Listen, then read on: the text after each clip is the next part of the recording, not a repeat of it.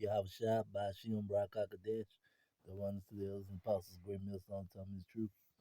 This is Revelations chapter 18, verse 23. And the light of the candle shall shine no more at all in thee, and the voice of the bridegroom and of the bride should be heard no more at all in thee. For thy merchants were the great men of the earth, for by thy sorcery were all nations deceived. And this is say, by thy sorcery, and you look in the word sorcery, it goes into the Greek word pharmakia, which is pretty much an administrating drug. All right, now I would like to state there will be no medical information whatsoever in this video. Just gonna play the news article and give a free scriptures. All right, but as you can see, things are heating up about that thing. Ain't supposed to talk about, that soul glow, I like to call it. And they blaming people not having the soul glow for the reason this thing is beginning to, you know, um, pick back up. But also we gotta take in mind um that 5G is supposed to be going into full effect pretty soon everywhere. All right, so at the same time that's happening, this is picking back up. Not saying one thing got anything to do with the other, but just saying. All right, now let's play the video. North Korean health officials have reported at least 50 deaths. They say more than 1.2 million people are experiencing fever-like symptoms. The country claimed to have zero cases until last week. Kim Jong-un has acknowledged the Omicron variant is likely driving the surge. The North Korean leader also says he's mobilizing the military to help deal with the sudden outbreak. Scott Snyder joins us now. He's a senior fellow for Korea Studies at the Council on Foreign Relations and author of the book South Korea at the Crossroads. Scott, welcome. It's really great to have you with us. Obviously, North Korea is one of the most secretive countries on the planet, but is it capable of dealing with a COVID outbreak on this scale? The fact that they have gone public about the outbreak suggests that they are not capable of handling it by themselves. They've been in essentially a 2-year lockdown and quarantine where they were letting virtually no trade come between China and North Korea. And that was the main mechanism by which they tried to control the virus previously, claiming that they had no cases. But the ballooning numbers from the North Korean side suggest actually that the situation could be a lot worse than what the North Koreans are reporting. And it's pretty clear by going public with an admission that COVID exists in North Korea that they may be laying the groundwork for asking for help from the outside.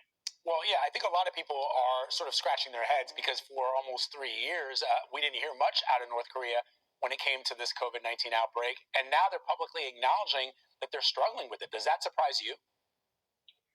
Well, actually, I was anticipating that North.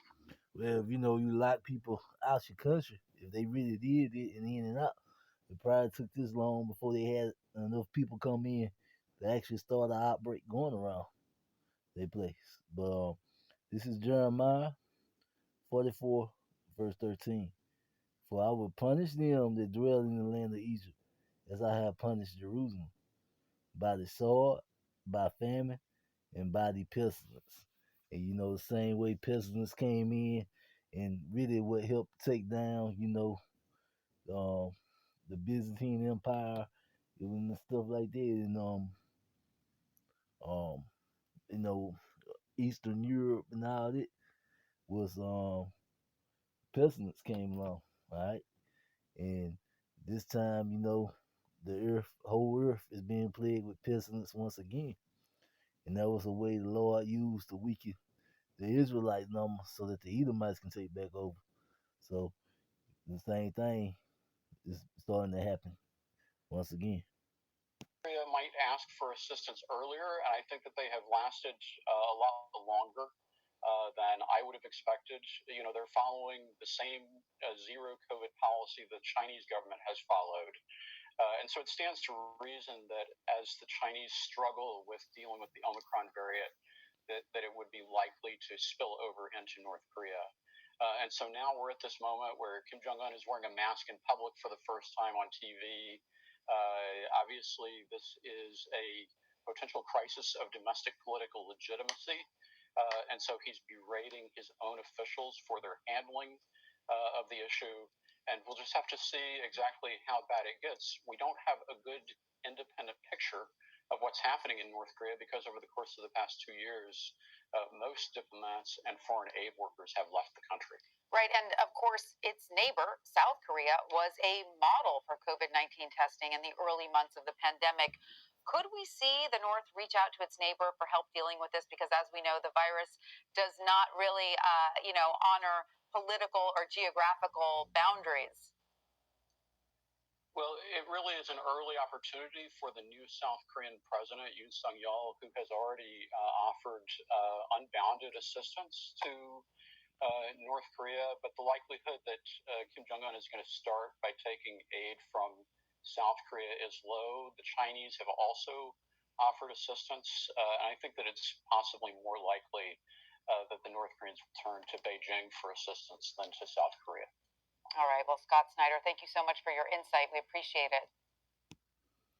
All right. So as you can see, he's just trying to push the agenda once again. This is Psalms 109, and start at the top. To the chief musician, a psalm of David. All right. Hold not thy peace, O power of my praise, for the mouth of the wicked and the mouth of the deceitful are open against me. They have spoken against me with a lying tongue. They compass me about also with the words of hatred, and fought against me without a cause. For my love they are my adversaries, but I give myself unto prayer, and they have rewarded me evil for good, and hatred for my love. Set thou a wicked man over him, and let Satan stand at his right hand. When he should be judged, let him be condemned, and let his prayers become sin.